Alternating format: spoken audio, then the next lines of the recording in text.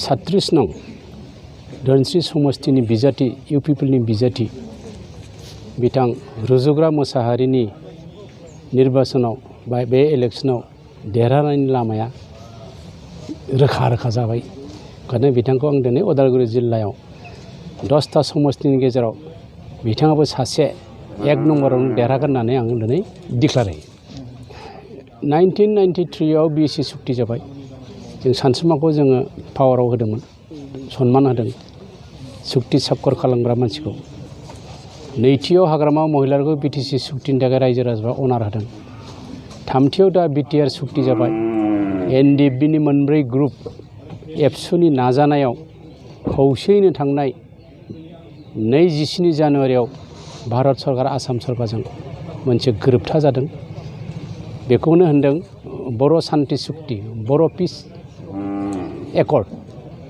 दा बेखौ गोजोन थासारि लाबोनो थाखाय आरो बे गोजोन थासारिखौ पारमानेन्ट खालामनो थाखाय बिनि जौगानाय राजखान्थिनि गांनाय उखैनायखौ जाफुंहोजोबनो थाखाय बिटिआर सुक्तिखौ मोजाङै आखरे आखरे जाफुंसार होनो थाखाय रायजो राजाफ्रा एबार हाग्रामाखौ जुदि सन्मान होनो हायोबा हाग्रामाखौ जुदि दोनथ'नानै गोदान सुक्ति गोदान मुगानि बे बिटिआर सुक्तिखौ जाफुंनो थाखाय लोंहोर लोंहोर ओंखारबोदों। इउपिपिएलखौ सापर्ट खालामदों, गुस्लायनो नांगौ होनदों, परिबर्तन नागारदों। गतिके हाग्रामानि जमानाया बिदायसै दिनैनिफ्राय। गतिके दा इउपिपिएलखौ जों बयबो आजावनांगौ। इउपिपिएलखौ आजावबासो जोंनि बे बिटिआर सुक्तिया जाफुंसारगोन आरो बिटिआर सुक्तिया बिटिसिनि सुक्तिनिख्रुइ साबसिन। दा बे रादाय खानायखौ जाफुंसार होनोब्ला जोङो दानि सुक्ति खालामग्रा दैदेनगिरिफोरखौ एबसु आरो एनडिएफबि प्रमद बर'नि दैदेननायाव जोङो निस्सय जोङो बे इलेक्शनाव जों देरहासार जानांगोन आरो देरहासार खालामनांगोन। दाहालागै मदि जेरै ढौ ढौ फैदोंमोन, मदि वेब प्रमद बर'नि वेबआ फैबाय।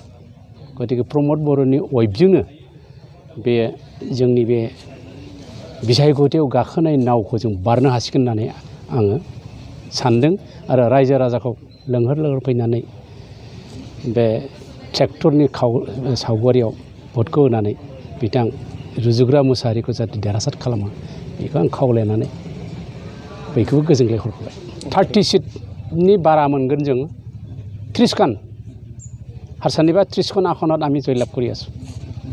তাৰ অধিক বঢ়াবৰ কাৰণে চেষ্টা কৰিব লাগিব।